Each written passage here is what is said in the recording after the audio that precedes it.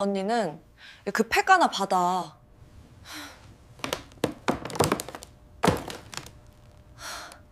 동생의 차가운 목소리가 귓가에 맴돌았습니다.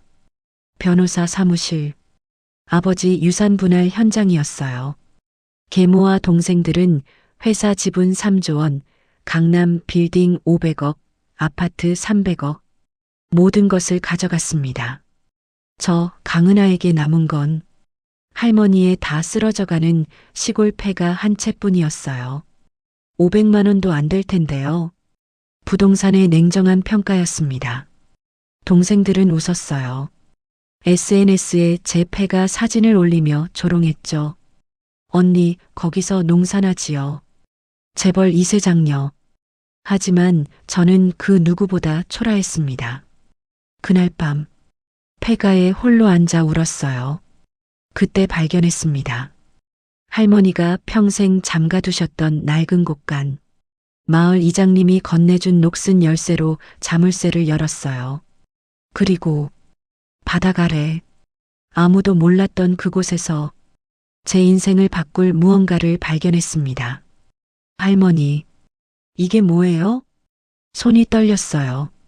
저를 비웃던 동생들, 저를 내쫓은 계모, 그들은 아직 몰랐습니다. 자신들이 무엇을 놓쳤는지. 이야기 시작 전에 구독과 좋아요 부탁드립니다. 여러분의 작은 관심이 더 좋은 이야기를 만드는 힘이 됩니다. 그럼 지금부터 강은하의 이야기를 시작하겠습니다. 아버지의 49제가 끝난 날이었어요. 장례식장을 나서며 검은 상복을 벗었습니다. 목덜미가 축축하게 젖어 있었어요. 2월의 추운 날씨였는데도 땀이 났습니다. 변호사 사무실로 가는 차 안이었어요. 저는 뒷좌석에 혼자 앉아 있었고 앞에는 계모와 동생들이 타고 있었습니다. 이제 끝났네. 드디어. 계모의 목소리였어요. 안도하는 투였습니다. 어머니, 변호사가 뭐라고 했어요? 동생 은성이 물었어요. 곧 알게 될 거야. 걱정 마. 계모가 웃으며 대답했습니다. 저는 창밖만 바라봤어요. 서울거리가 빠르게 지나갔습니다.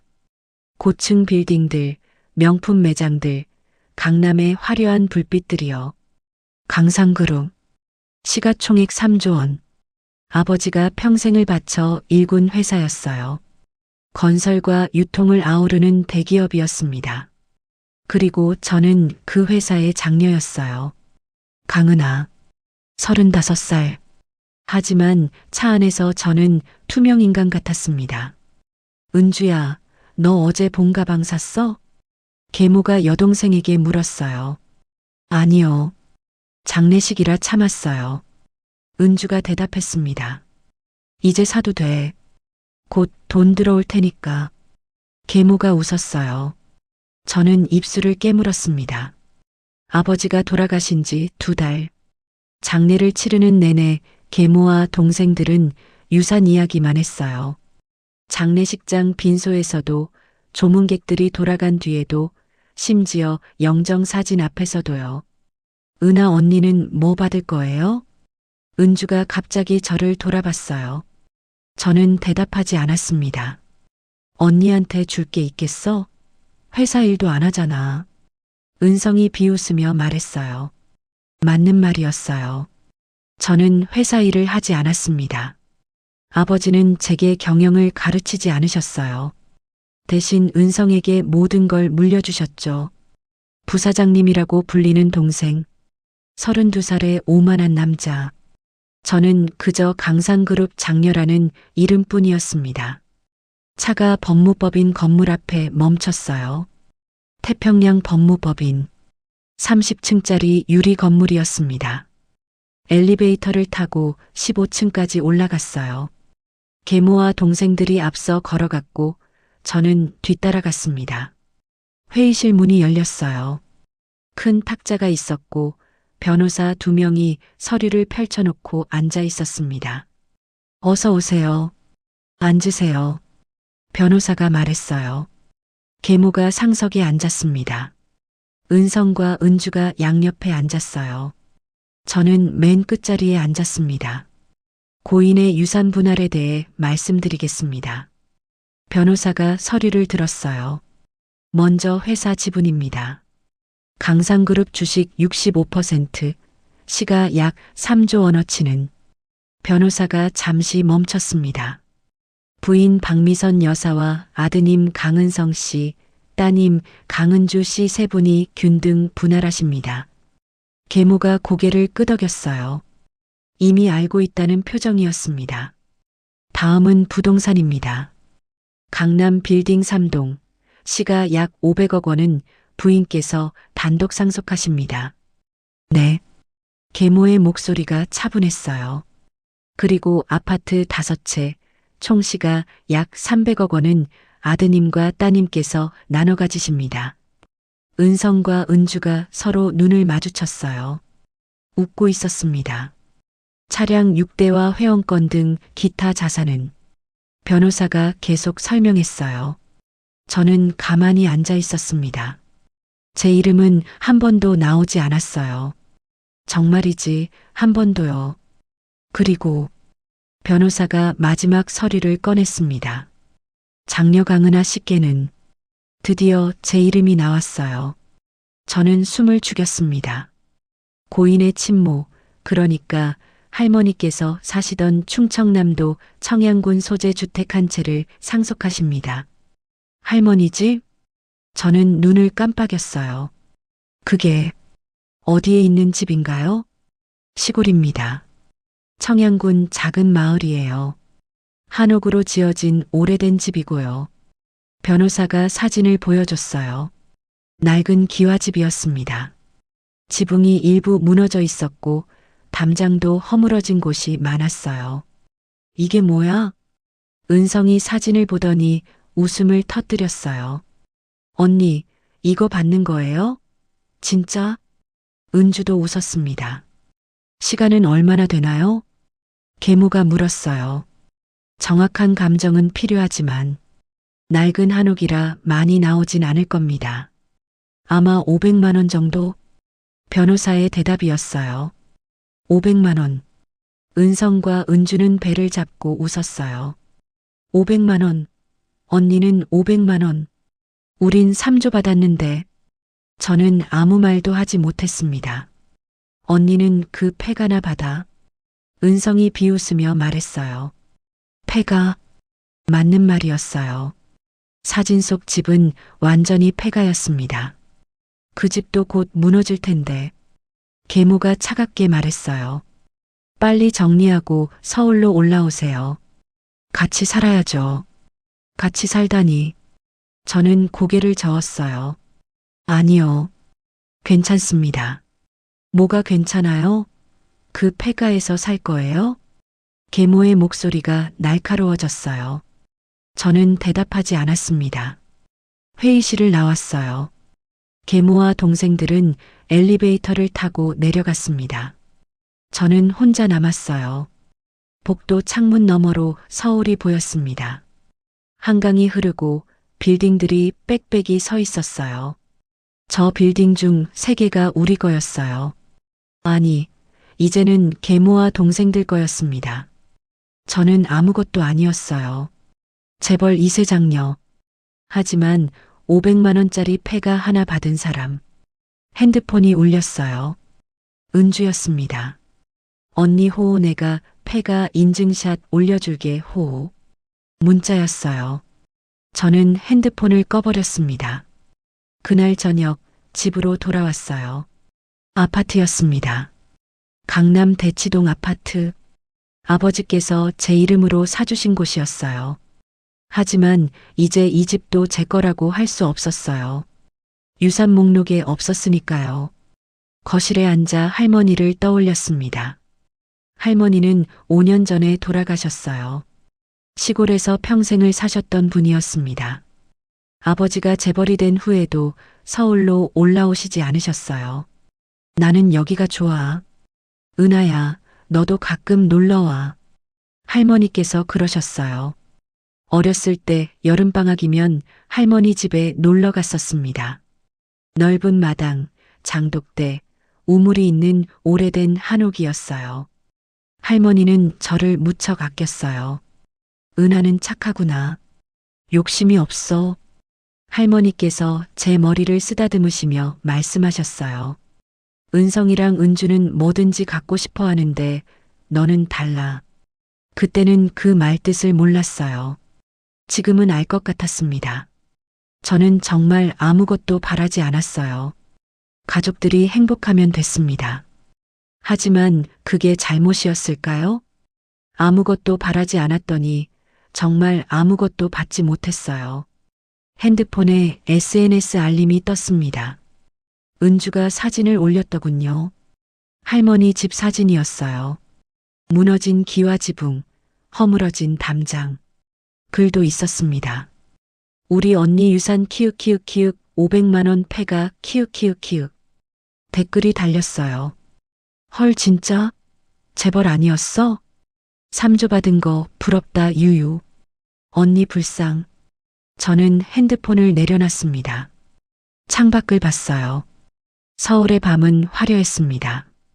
불빛들이 반짝였어요. 하지만 저는 외로웠어요. 이 도시에서 저는 아무것도 아니었습니다. 다음 날 아침이었어요. 은성에게서 전화가 왔습니다. 누나. 응. 그 패가 빨리 정리해. 어차피 쓸모없잖아. 부동산 통해서 팔아. 500만 원이라도 받고. 아니. 제 대답이었어요. 뭐? 은성의 목소리가 높아졌어요. 안 팔 거야. 미쳤어? 그 패가 갖고 뭐 할 건데? 모르겠어. 근데 안 팔아. 저는 전화를 끊었습니다. 처음으로 동생에게 반항한 거였어요. 그날 오후 짐을 쌌습니다. 많지 않았어요. 옷 몇 벌, 책 몇 권. 저는 재벌가에서 자랐지만 검소했어요. 명품 가방도 없었고 비싼 옷도 없었습니다. 택시를 불렀어요. 서울역이요. 기사님이 출발했습니다. 뒤돌아보니 아파트가 멀어지고 있었어요. 강남이 사라졌습니다.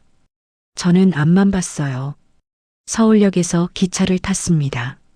충청남도 청양행. 2시간을 달렸어요. 창밖으로 풍경이 바뀌었습니다. 빌딩이 사라지고 논밭이 나타났어요. 청양역에 도착했습니다. 작은 역이었어요. 사람도 별로 없었습니다. 택시를 탔어요. 어디 가세요? 이 주소인데요. 변호사가 준 서류를 보여줬습니다. 아, 여기. 저 위에 산 마을이네요. 기사님이 차를 몰았어요. 30분쯤 갔을까요? 여기에요. 차가 멈췄습니다. 내리니 좁은 골목이었어요. 양옆으로 낡은 집들이 있었습니다. 저기 보이는 집이에요. 기와집. 기사님이 가리켰어요. 저는 그쪽을 봤습니다. 할머니 집이었어요. 사진보다 더 낡았어요. 대문이 반쯤 열려 있었고 담장은 곳곳이 무너져 있었습니다. 택시비를 내고 집 앞에 섰어요. 대문을 밀었습니다. 삐걱거리는 소리가 났어요. 마당이 보였습니다. 잡초가 무성했어요. 장독대가 있었지만 독들은 다 깨져 있었습니다. 안채로 걸어갔어요. 문을 열었습니다. 먼지 냄새가 났어요. 오래된 집 냄새였습니다. 방이 3개 있었어요. 거실, 안방, 작은 방. 모두 비어 있었습니다. 가구도 없었어요. 부엌으로 갔어요. 낡은 아궁이가 있었습니다. 개수대는 녹슬어 있었어요. 화장실도 봤습니다. 재래식이었어요. 변기도 오래됐고요. 저는 마당에 나와 주저앉았습니다. 이게 제 유산이었어요. 3조가 아니라 500만 원. 강남 빌딩이 아니라 무너져가는 폐가. 눈물이 났어요. 참으려 했지만 멈출 수 없었습니다. 할머니. 작게 불렀어요. 제가 뭘 잘못한 걸까요? 대답은 없었습니다. 바람만 불었어요. 잡초가 흔들렸습니다. 저는 한참을 그렇게 울었어요. 해가 지고 있었습니다. 저는 일어나 집 안으로 들어갔어요. 안방 바닥에 앉았습니다. 핸드폰을 켰어요. 은주가 또 사진을 올렸더군요. 언니 거기서 농사나 지어 키읔키읔. 댓글이 수백 개 달려 있었어요. 저는 핸드폰을 끄버렸습니다. 그날 밤 저는 폐가에서 첫날 밤을 보냈어요. 이불도 없었습니다. 외투를 덮고 누웠어요. 천장을 봤어요. 나무 석가래가 보였습니다. 오래돼서 휘어 있었어요. 재벌 2세 장녀가 폐가 바닥에 누워 있었습니다. 정말이지 이게 제 인생이었어요. 하지만 이상했어요. 서울에서보다 마음이 편했습니다. 왜일까요? 잘 모르겠어요. 그냥 여기가 더 편했어요. 눈을 감았습니다. 할머니 목소리가 들리는 것 같았어요. 은하야, 괜찮아. 다 괜찮을 거야. 저는 그 목소리를 믿기로 했습니다. 다음 날 무슨 일이 일어날지 저는 아직 몰랐어요. 곳간이 있다는 것도 그 안에 뭔가 숨겨져 있다는 것도요. 아직은 몰랐습니다. 아침 햇살에 눈을 떴어요. 온몸이 뻐근했습니다. 딱딱한 마루바닥에서 잤으니까요. 일어나 창문을 열었어요. 찬 공기가 들어왔습니다. 2월 시골의 아침은 매서웠어요. 마당을 봤어요. 햇빛 아래서 보니 어젯밤보다 더 처참했습니다. 잡초가 허리까지 자라 있었고 장독대는 완전히 부서져 있었어요. 담장 너머로 이웃집이 보였습니다.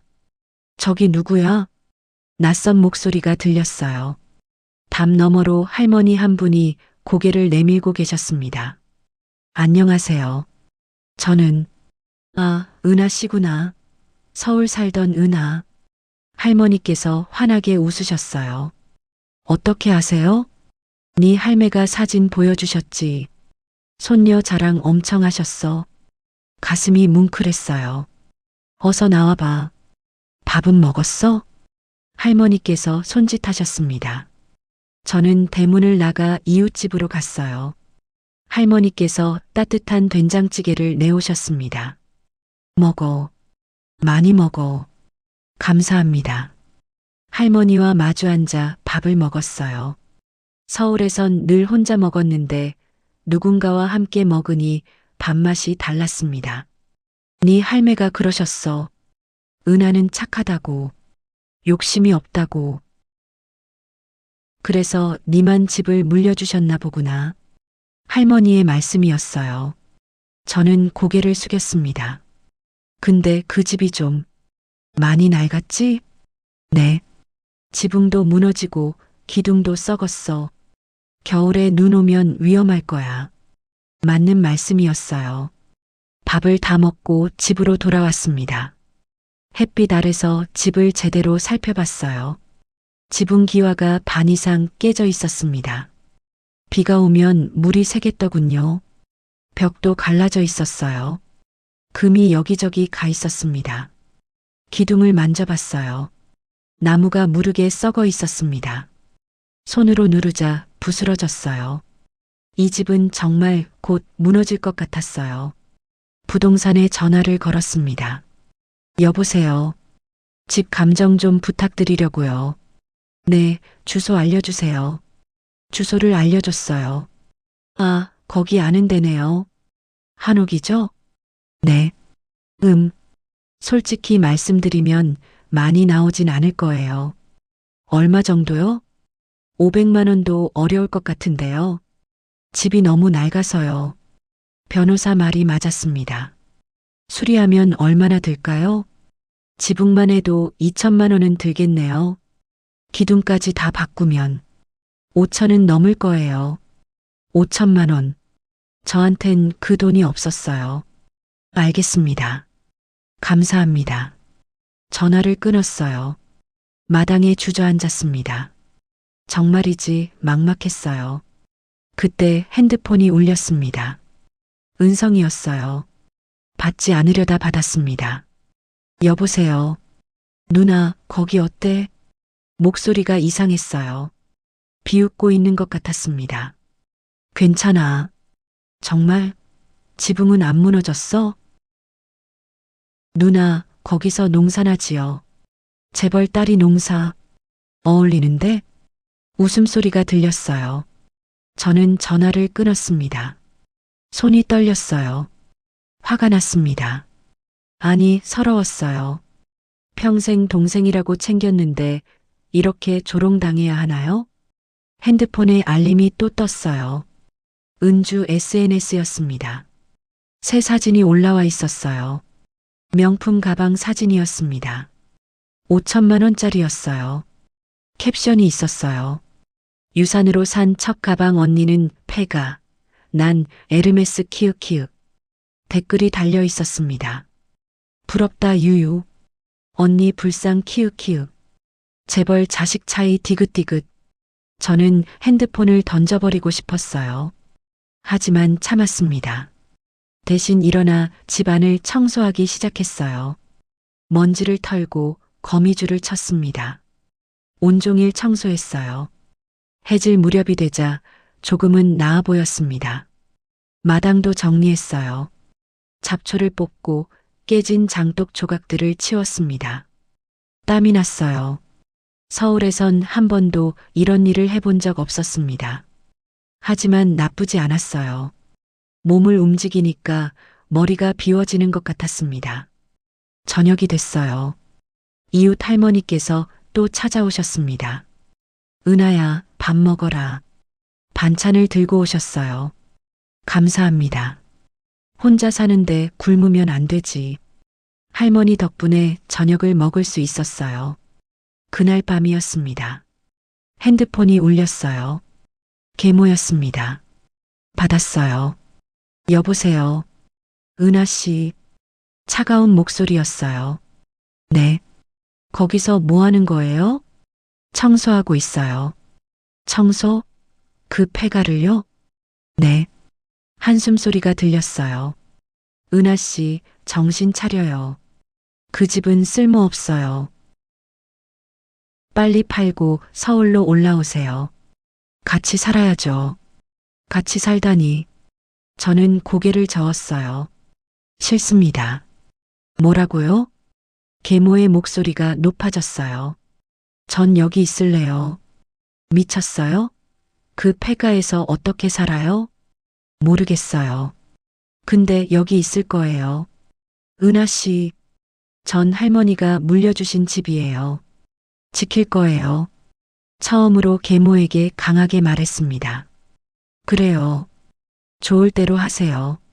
하지만 나중에 후회하지 마요. 뚝. 전화가 끊겼어요. 저는 핸드폰을 내려놨습니다. 가슴이 두근거렸어요. 처음으로 제 뜻대로 말한 거였습니다. 창밖을 봤어요. 시골밤은 고요했습니다. 별이 많았어요. 서울에선 볼 수 없는 별들이었습니다. 저는 마당으로 나갔어요. 별을 올려다봤습니다. 할머니, 제가 잘하고 있는 거 맞죠? 작게 물었어요. 대답은 없었지만 별들이 반짝였어요. 다음 날 아침이었습니다. 문 두드리는 소리에 깼어요. 누구세요? 문을 열자 정장 입은 남자가 서 있었습니다. 안녕하세요. 청양부동산입니다. 아, 네. 댁이 매물로 나왔다고 해서요. 네. 부인께서 의뢰하셨는데요. 박미선 여사님. 계모였어요. 제 허락 없이요? 아, 그러셨어요? 죄송합니다. 남자가 당황했어요. 저는 팔 생각 없어요. 네. 하지만 부인께서 제가 주인이에요. 안 팝니다. 단호하게 말했습니다. 남자는 명함만 놓고 갔어요. 저는 화가 났어요. 계모에게 전화를 걸었습니다. 여보세요. 왜 제 허락도 없이 부동산에 연락하신 거예요? 당신을 위해서예요. 그 집 빨리 정리해야죠. 제 집이에요. 제 마음대로 할 거예요. 은하 씨, 고집 부리지 마요. 고집이 아니에요. 제 권리예요. 목소리를 높였습니다. 좋아요. 알았어요. 계모가 전화를 끊었어요. 저는 손이 떨렸습니다. 화가 났지만 동시에 후련했어요. 처음으로 싸운 거였습니다. 오후가 됐어요. 핸드폰에 문자가 쏟아졌습니다. 은성 누나 미쳤어? 은주 엄마한테 왜 그래? 은성 패가 하나 갖고 뭘 그래? 은주 그냥 팔고 서울 와. 폭탄처럼 날아왔어요. 저는 핸드폰을 껐습니다. 마당으로 나갔어요. 깊게 숨을 들이마셨습니다. 시골 공기가 폐 속으로 들어왔어요. 여기가 더 편해. 혼잣말을 했습니다. 정말이었어요. 서울의 화려한 아파트보다 이 낡은 폐가가 더 편했습니다. 가족들의 차가운 시선보다 이웃 할머니의 따뜻한 밥이 더 좋았어요. 저는 처음으로 깨달았습니다. 재벌 2세라는 이름이 전부가 아니라는 걸요. 해가 지고 있었어요. 저는 집 뒤쪽으로 걸어갔습니다. 거기 낡은 건물이 하나 있었어요. 곳간이었습니다. 문이 굳게 잠겨 있었어요. 녹슨 자물쇠가 걸려 있었습니다. 저는 문을 만져봤어요. 여기엔 뭐가 있을까? 궁금했습니다. 하지만 열쇠가 없었어요. 저는 곳간 문 앞에 한참 서 있었습니다. 할머니께서 왜 이 곳간을 잠가두셨을까요? 안에 뭔가 있는 걸까요? 아직은 몰랐어요. 하지만 곧 알게 될 거였습니다. 그날 밤 저는 처음으로 편안하게 잠들었어요. 서울을 떠나온 게 잘한 일이라고 처음으로 확신했습니다. 동생들이 뭐라 하든 계모가 뭐라 하든요. 저는 여기서 제 삶을 살 거였습니다. 할머니가 물려주신 이 집에서요. 다음 날 무슨 일이 일어날지 저는 아직 몰랐어요. 곳간의 비밀도 할머니가 남기신 것도요. 아직은요. 일주일이 지났어요. 저는 매일 집을 청소했습니다. 먼지를 털고 마당을 쓸고 창문을 닦았어요. 조금씩 집이 살아나는 것 같았습니다. 어느 날 오후였어요. 안방을 정리하고 있었습니다. 오래된 장롱을 열었어요. 할머니 옷들이 걸려 있었습니다. 한복이었어요. 낡았지만 정갈하게 개켜져 있었습니다. 저는 한복을 꺼내 냄새를 맡았어요. 할머니 냄새가 났습니다. 비누 냄새와 햇볕 냄새가 섞인 눈물이 났어요. 할머니, 작게 불렀습니다. 장롱 맨 아래 서랍을 열었어요. 낡은 책 한 권이 있었습니다. 일기장이었어요. 표지에 강식하게 일기라고 쓰여 있었습니다. 조심스럽게 펼쳤어요. 할머니 글씨였습니다. 한글과 한자가 섞여 있었어요. 첫 페이지를 읽었습니다. 1953년 6월. 전쟁이 끝났다. 우리는 살아남았다. 6.25 전쟁 때 일기였어요. 페이지를 넘겼습니다. 남편이 무언가를 땅에 묻었다. 나더러 말하지 말라고 했다. 아이들한테도 비밀이다. 은혁이도 은수도 모른다. 은혁? 은수? 아, 아버지 형제들 이름이었어요. 할머니께는 아들이 3명 있었습니다. 제 아버지가 막내였어요. 계속 읽었습니다. 곳간에 보관했다. 절대 열어서는 안 된다. 욕심 많은 아이들한테 들키면 안 된다. 가슴이 두근거렸어요. 곳간, 뒤쪽에 있는 그 곳간 말인가요? 더 읽었습니다. 은하만 다르다. 저 아이는 욕심이 없다. 은하라면 괜찮을 것이다. 제 이름이었어요. 손이 떨렸습니다. 마지막 페이지를 펼쳤어요. 2019년 12월. 나는 이제 얼마 남지 않았다. 은하에게 곳간 열쇠를 주어야 한다. 이장에게 맡긴다. 은하만 열어봐야 한다. 다른 애들은 안 된다. 절대로. 일기장이 거기서 끝났어요. 할머니께서 돌아가신 게 2020년 1월이었습니다. 한 달 전에 쓰신 일기였어요. 저는 일기장을 가슴에 안았습니다. 할머니, 무슨 뜻이세요? 곳간에 뭔가 있다는 건가요? 그리고 열쇠는 이장님께 있다고요? 저는 일어났어요. 마을 이장님을 찾아가야 했습니다. 대문을 나섰어요. 이웃 할머니께서 마당에 계셨습니다. 할머니, 이장님 댁이 어디예요? 응, 이장, 저 아래 큰 집이야. 왜? 찾아뵐 일이 있어서요. 그래, 가봐. 저는 골목을 내려갔습니다. 큰 기와집이 보였어요. 대문을 두드렸습니다. 누구세요? 남자 목소리가 들렸어요. 저 강은하라고 합니다. 문이 열렸어요. 60대쯤 되신 남자분이 나오셨습니다.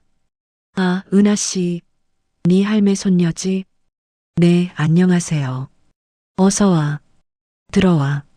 이장님이 반갑게 맞아주셨어요. 마루에 앉았습니다. 이장님 부인께서 차를 내오셨어요. 할매가 많이 그리워하셨어. 은하 하시면서. 착한 애라고. 욕심 없다고. 가슴이 뭉클했어요. 이장님 혹시 저는 조심스럽게 물었습니다. 할머니가 뭔가 맡기신 거 없으세요? 이장님이 눈을 깜빡였어요. 어떻게 알았어? 일기장을 봤어요. 아, 이장님이 일어나셨습니다. 안방으로 들어가시더니 작은 상자를 들고 나오셨어요. 이거야. 상자를 건네주셨습니다. 나무 상자였어요. 낡았지만 단단했습니다. 열었어요. 안에 녹슨 열쇠 하나가 있었습니다. 할매가 그러셨어. 은하한테만 주라고. 이게 뭐예요? 곳간 열쇠야. 할매가 평생 지키신 거지. 곳간. 역시 그 곳간이었어요. 안에 뭐가 있는지 아세요? 모르지. 할매도 말씀 안 하셨어. 근데 중요한 거라고 하셨어. 은하만 열어보라고. 저는 열쇠를 쥐었습니다. 무거웠어요. 감사합니다, 이장님. 응. 조심히 가. 집으로 돌아왔어요. 해가 지고 있었습니다. 저는 곳간 앞에 섰습니다. 녹슨 자물쇠가 걸려 있었어요. 열쇠를 꺼냈습니다. 손이 떨렸어요. 자물쇠 구멍에 열쇠를 넣었습니다. 맞았어요. 천천히 돌렸어요. 찰칵. 자물쇠가 열렸습니다. 저는 숨을 깊이 들이마셨어요. 문을 밀었습니다. 삐걱. 오래된 나무 문이 천천히 열렸어요. 안은 어두웠습니다. 핸드폰 손전등을 켰어요. 빛이 곳간 안을 비췄습니다. 텅 비어 있었어요. 먼지만 가득했습니다. 아무것도 없네. 실망했어요. 하지만 뭔가 이상했습니다. 할머니께서 왜 이렇게 꽁꽁 잠가두셨을까요? 안으로 들어갔어요. 바닥을 비쳤습니다. 나무 판자였어요. 손으로 두드려 봤습니다. 똑똑. 소리가 달랐어요. 한쪽은 단단한 소리, 한쪽은 텅 빈 소리가 났습니다. 저는 무릎을 꿇었어요. 바닥을 자세히 봤습니다. 나무판 한 장이 다른 것보다 색이 달랐어요. 손가락으로 틈을 만져봤습니다. 들어갔어요. 힘을 주어 들어 올렸습니다. 나무판이 들려졌어요. 그 아래 계단이 있었습니다. 지하로 내려가는 계단이었어요. 이게 뭐지? 심장이 빠르게 뛰었습니다. 손전등을 아래로 비췄어요. 어둠뿐이었습니다. 저는 조심스럽게 한 발을 내디뎠습니다. 계단은 좁았어요. 한 걸음씩 내려갔습니다. 10개쯤 내려갔을까요? 평평한 바닥에 닿았어요. 손전등을 사방으로 비췄습니다. 작은 방이었어요. 천장이 낮았습니다. 제가 서면 머리가 닿을 것 같았어요. 벽을 비췄습니다. 뭔가 쌓여 있었어요. 가까이 갔습니다. 금빛이 반짝였어요. 이게 손이 떨렸습니다. 금괴였어요. 벽돌처럼 쌓여 있었습니다. 하나, 둘, 셋. 세기 시작했어요. 10개, 20개. 너무 많았습니다. 반대편 벽도 봤어요. 역시 금괴가 쌓여 있었습니다. 그리고 그 옆에는 묶음 뭉치들이 있었어요. 가까이 가서 봤습니다. 돈이었어요. 10,000원권 묶음이었습니다. 몇 묶음인지 셀 수도 없었어요. 저는 그 자리에 주저앉았습니다. 할머니, 이게 뭐예요? 목소리가 떨렸어요. 그때 바닥에 종이 한 장이 보였습니다. 주었어요. 편지였습니다. 할머니 글씨였어요. 손전등을 가까이 대고 읽기 시작했습니다. 은하야, 이 글을 읽고 있다면 너는 여기까지 왔구나. 내가 바랐던 대로구나. 눈물이 났어요. 계속 읽었습니다. 이건 할아버지가 6.25 때부터 모은 거야. 전쟁 중에 숨겨두었던 금이야. 재벌 되기 전 우리 진짜 재산이었어. 아버지는 이걸 몰랐어. 형제들도 몰랐지. 나만 알고 있었어. 편지가 계속됐습니다. 욕심 많은 아이들한테 주면 안 돼. 은성이도, 은주도, 그 계모도 다 써버릴 거야. 의미 없이. 하지만 은하, 너는 다르구나. 너는 욕심이 없어. 착해. 그래서 너한테만 주는 거야. 손이 떨렸어요. 마지막 부분을 읽었습니다. 이 돈으로 내가 하고 싶은 걸 해. 하지만 욕심내지 마. 할아버지와 내가 평생 지킨 거야. 은하만 받아. 사랑한다. 우리 손녀. 편지가 거기서 끝났어요. 저는 편지를 가슴에 안았습니다. 눈물이 멈추지 않았어요. 할머니, 할머니. 울음이 터져 나왔습니다. 한참을 울었어요. 지하 공간에 혼자 앉아서요. 눈물을 닦고 일어났습니다. 다시 금괴를 봤어요. 몇 개나 될까요? 손전등을 비추며 세었습니다. 대충 1,000개쯤 되는 것 같았어요. 그리고 현금 묶음도 셀 수 없이 많았습니다. 이게 얼마나 될까요? 수백억? 아니, 어쩌면 1,000억이 넘을지도요. 저는 계단을 올라왔습니다. 곳간 밖으로 나왔어요. 밤 공기가 차가웠습니다. 하늘을 봤어요. 별이 총총했습니다. 할머니, 작게 불렀어요. 이걸 어떻게 해야 하죠? 별들이 반짝였습니다. 저는 알았어요. 이건 비밀로 해야 한다는 거요. 아무한테도 말하면 안 됩니다. 계모한테도 동생들한테도요. 그들이 알면 빼앗으려 할 거예요. 저는 곳간 문을 닫았습니다. 자물쇠를 다시 잠갔어요. 열쇠를 주머니에 넣었습니다. 집 안으로 들어왔어요. 안방에 앉아 할머니 편지를 다시 읽었습니다. 욕심내지 마. 욕심 많은 아이들한테 주면 안 돼. 맞는 말씀이었어요. 은성과 은주는 이미 3조를 받았습니다. 하지만 욕심은 끝이 없었어요. 제가 받은 폐가까지 비웃었습니다.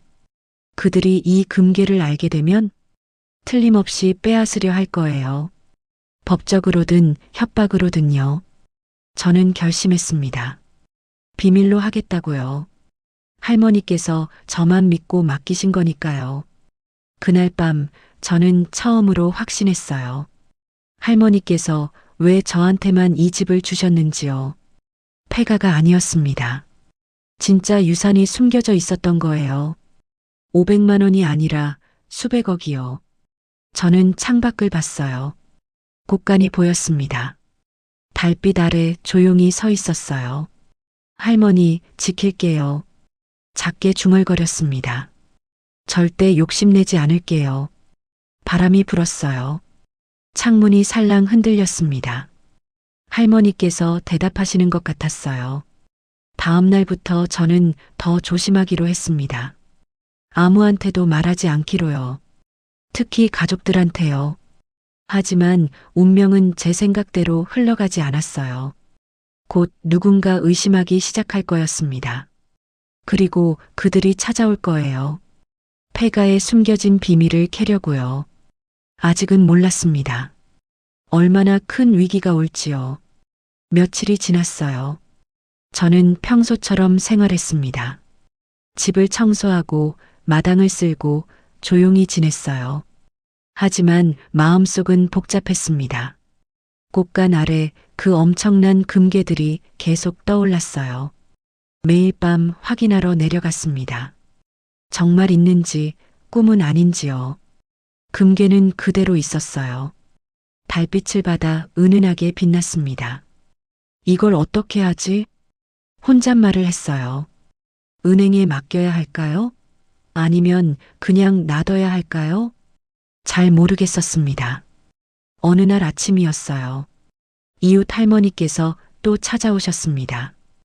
은하야, 밥 먹어라. 김치찌개를 들고 오셨어요. 감사합니다, 할머니. 요새 얼굴이 안 좋은데? 무슨 걱정 있어? 아니에요. 괜찮아요. 거짓말이었어요. 할머니께서 제 손을 잡으셨습니다. 은하야, 네 할매가 그러셨어. 네. 은하는 혼자 짊어지려고 한다고. 그러면 안 된다고. 가슴이 뭉클했어요. 힘들면 말해. 우리가 도와줄게. 할머니께서 웃으셨어요. 저는 고개를 끄덕였습니다. 하지만 말할 수 없었어요. 꽃간의 비밀은요. 그날 오후였어요. 마을 할머니 몇 분이 찾아오셨습니다. 은하야, 우리 왔다. 반찬을 한가득 들고 오셨어요. 어머, 이렇게 많이. 혼자 사는데 잘 먹어야지. 할머니들께서 부엌에 반찬을 놓으셨어요. 된장, 김치, 나물, 생선까지요. 감사합니다. 네 할매가 우리한테 많이 도와줬어. 이제 우리가 도와줄 차례지. 할머니 한 분이 말씀하셨어요. 할머니가요? 응. 어려울 때 쌀도 나눠주시고 돈도 빌려주셨어. 몰랐어요. 착한 분이셨어. 그 손녀도 착하더라. 할머니들께서 웃으셨어요. 저는 처음으로 알았습니다. 할머니께서 마을에서 얼마나 존경받으셨는지요. 은하야, 서울 가족들은 연락 안 해? 할머니 한 분이 물으셨어요. 아, 가끔요. 거짓말이었어요. 계모와 동생들은 연락도 안 했습니다. 아니, 정확히는 제가 핸드폰을 꺼놔서 못 받았어요. 가족이 왜 이런데 혼자 두냐? 나쁜 것들. 할머니께서 혀를 찼어요. 저는 웃었습니다. 괜찮아요. 전 여기가 좋아요. 그래. 그럼 됐다. 우리가 가족이야. 할머니들께서 제 손을 잡아주셨어요. 눈물이 날 것 같았어요. 재벌가에서 자랐지만 저는 늘 외로웠습니다. 가족들은 제게 관심이 없었어요. 하지만 여기 이 시골 마을에서요.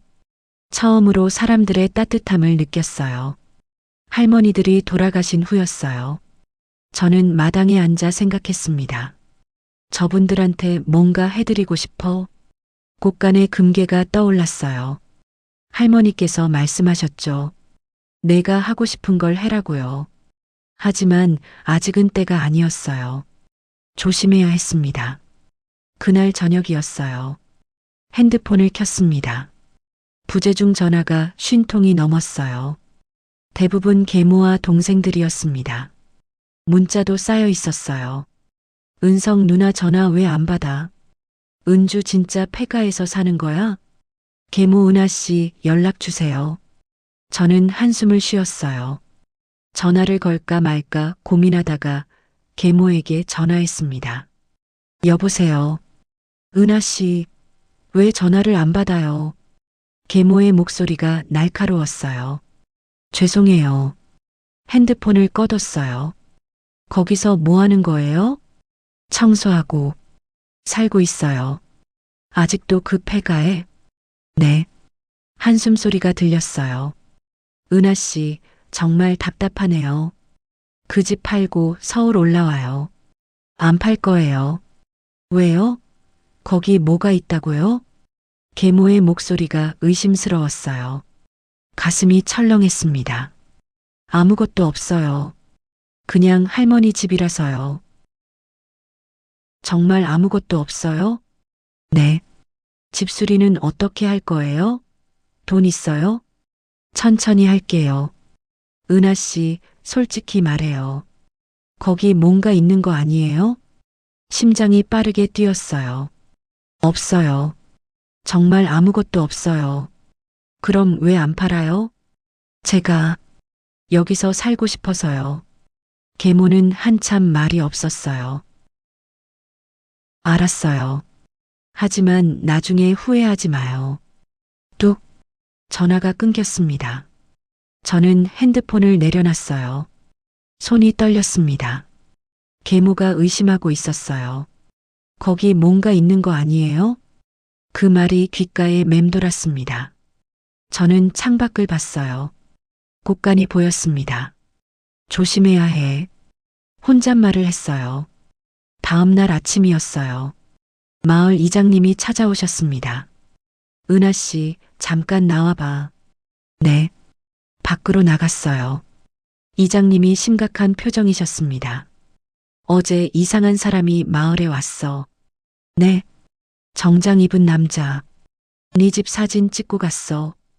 가슴이 철렁했어요. 누구예요? 모르지. 근데 여기저기 물어봤어. 네가 뭐하고 사는지. 계모가 보낸 사람인가요? 아니면 동생들이요? 혹시 뭐 말씀하셨어요? 아니, 우리가 모른다고 했지. 네 할매 손녀라는 것만. 감사합니다. 조심해. 서울 사람들 믿지 마. 이장님이 돌아가셨어요. 저는 불안했습니다. 누군가 저를 조사하고 있었어요. 그날 오후였어요. 또 낯선 남자가 왔습니다. 대문을 두드렸어요. 누구세요? 안녕하세요. 감정평가사입니다. 문을 열었어요. 정장 입은 남자가 서 있었습니다. 무슨 일이세요? 백감정 의뢰가 들어와서요. 제가 의뢰한 적 없는데요. 박미선 여사님께서 계모였어요. 제 허락 없이 왜 오셨어요? 아, 그러셨어요? 죄송합니다. 남자가 당황했어요. 돌아가세요.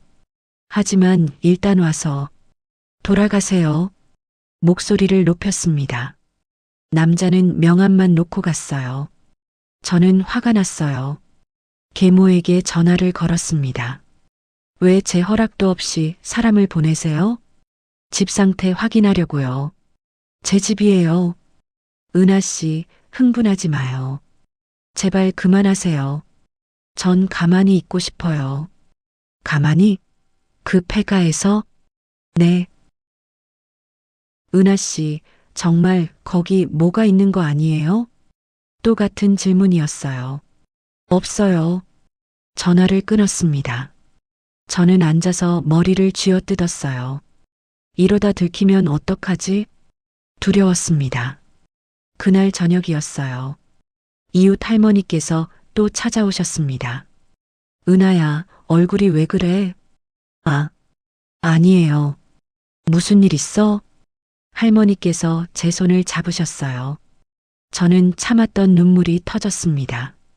할머니, 왜? 무슨 일이야? 서울에서 자꾸 사람을 보내요. 집 팔라고요. 그래서 전 안 팔 건데 자꾸 의심해요. 뭔가 있냐고. 할머니께서 제 등을 토닥여 주셨어요. 은하야, 네 할매가 물려준 집이잖아. 네. 그럼 지켜. 아무한테도 빼앗기지 마. 우리가 도와줄게. 마을 사람들이 다 지켜줄 거야. 할머니께서 웃으셨어요. 감사합니다. 그리고 은하야. 네. 네 할매가 그러셨어. 은하는 강하다고. 저요? 응.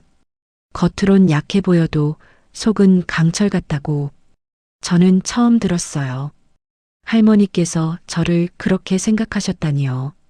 지켜낼 수 있을 거야. 네가 지키고 싶은 거. 할머니께서 제 손을 꼭 잡아주셨어요. 저는 고개를 끄덕였습니다. 맞아. 지켜야 해. 할머니께서 남기신 것을요. 그날 밤 저는 결심했습니다. 계모가 뭐라 하든 동생들이 뭐라 하든요. 저는 이 집을 지킬 거예요. 그리고 곳간의 비밀도요. 다음 날부터 저는 더 조심했습니다. 마을 사람들 외에는 아무도 집에 들이지 않았어요. 핸드폰도 꺼놨습니다. 하지만 머지않아 알게 됐어요. 조심한다고 해서 막을 수 있는 게 아니라는 걸요. 운명은 이미 움직이고 있었습니다. 곧 최악의 순간이 올 거였어요. 동생들이 직접 찾아올 거예요. 그리고 그들은 알게 될 거예요. 제가 뭔가 숨기고 있다는 걸요. 하지만 아직은 몰랐습니다. 얼마나 큰 폭풍이 몰려올지요. 저는 그저 매일 곳간 문을 확인하고 자물쇠를 잠그고 조용히 지냈어요. 마을 할머니들과 함께 밥을 먹고 웃고 이야기하며요. 처음으로 느꼈습니다. 재벌가 장녀가 아니라 그냥 은하로 사는 게 이렇게 편한지요. 하지만 그 평화는 오래가지 않았어요. 폭풍은 이미 서울에서 출발하고 있었습니다. 제게로요. 일주일이 더 지났어요. 저는 조용히 지냈습니다. 마을 할머니들과 함께 밥을 먹고 집을 정리하고 평범하게 살았어요. 하지만 불안은 계속됐습니다. 곳간의 비밀을 지켜야 했으니까요. 어느 날 아침이었어요. 은행에 가기로 결심했습니다. 금괴를 어떻게 해야 할지 알아봐야 했어요. 청양읍 내 은행으로 갔습니다. 조용한 지점이었어요. 창구 직원에게 조심스럽게 물었습니다. 저 금괴를 보관하고 싶은데요. 금괴요? 직원이 눈을 깜빡였어요. 네. 개인 금고 같은 거 있나요? 있습니다. 얼마나 되는데요? 많이요. 몇 돈 정도? 1,000돈쯤. 직원의 눈이 커졌어요. 1,000돈이요? 그럼 600억 정도 되는데요. 고객님, 그 정도면 본점으로 가셔야 할 것 같은데요. 아, 네. 알겠습니다.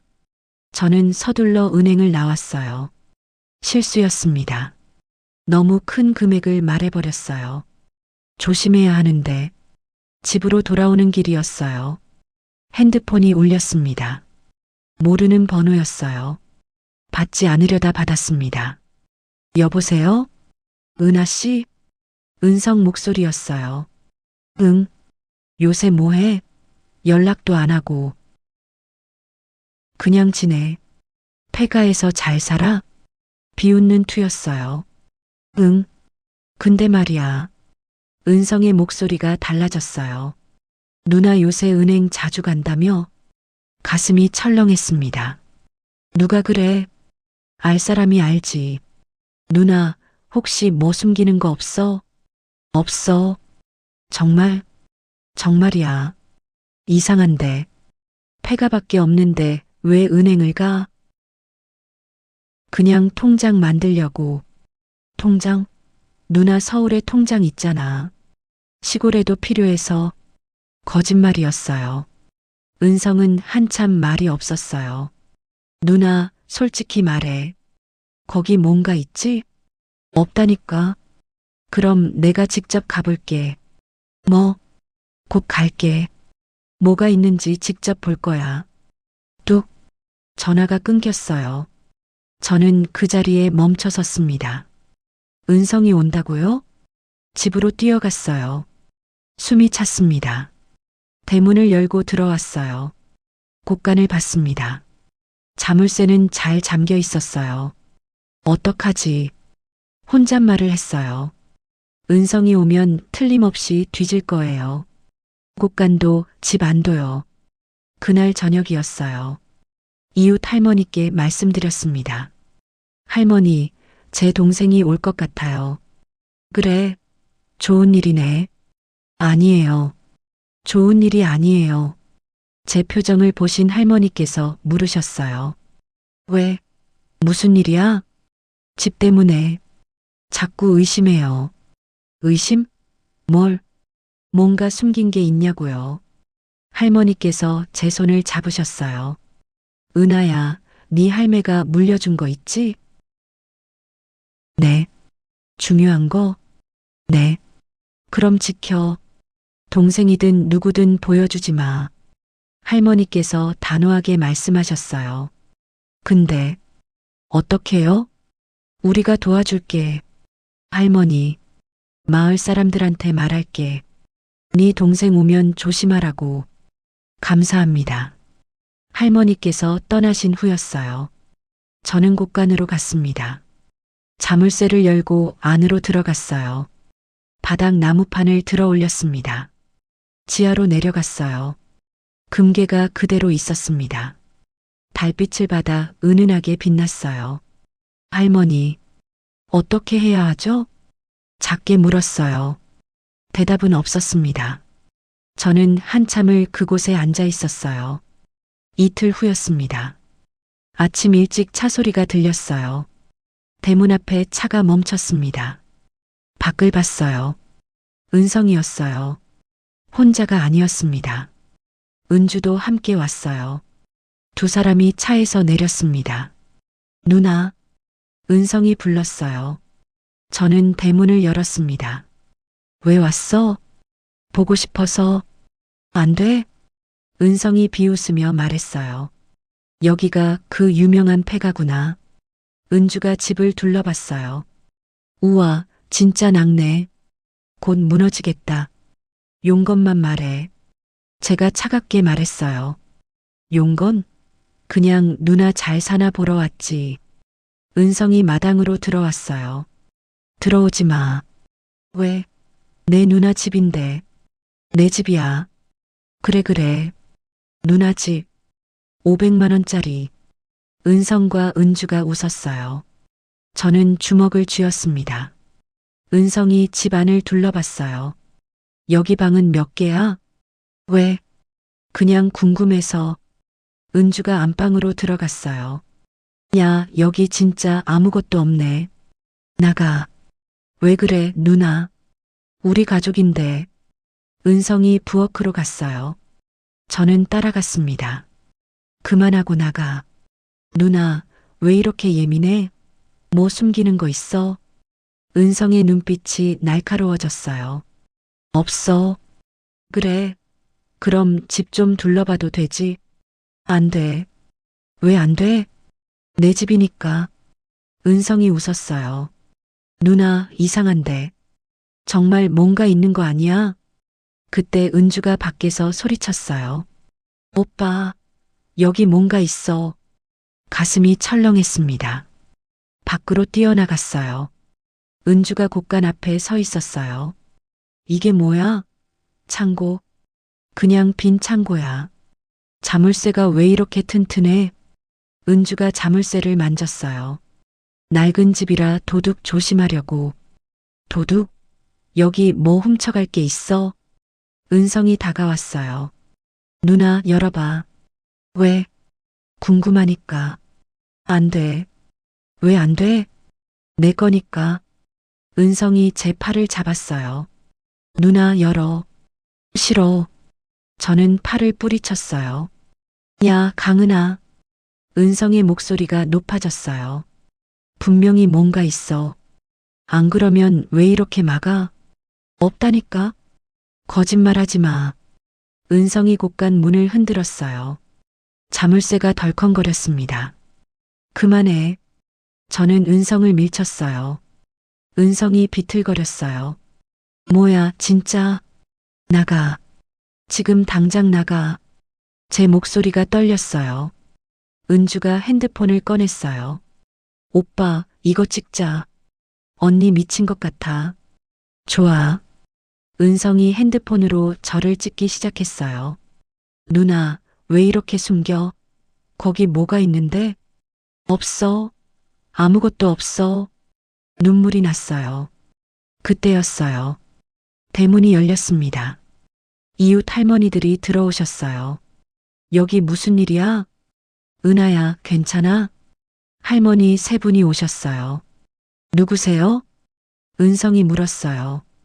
이웃이야. 니네가 누군데 여기서 소란이야? 저 은하 동생인데요. 동생? 그래서 누나 괴롭히는 거야? 할머니께서 은성을 노려보셨어요. 괴롭히는 게 아니라 나가, 당장 나가. 저희 누나 집인데요. 네 누나가 나가라는데 왜 안 나가? 할머니들께서 은성과 은주를 애워쌌어요. 우리 은하 건드리지 마. 알았어? 아니, 할머니들이 왜? 빨리 안 나가? 할머니 한 분이 빗자루를 들었어요. 은성과 은주가 당황했어요. 알았어요. 나갈게요. 두 사람이 차로 갔어요.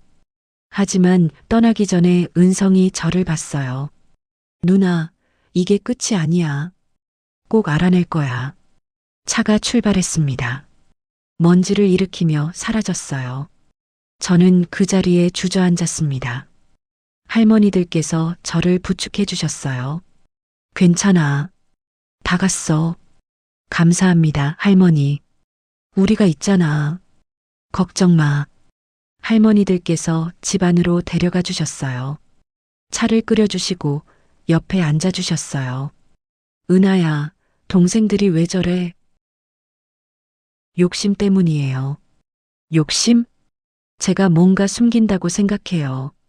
할머니께서 고개를 끄덕이셨어요.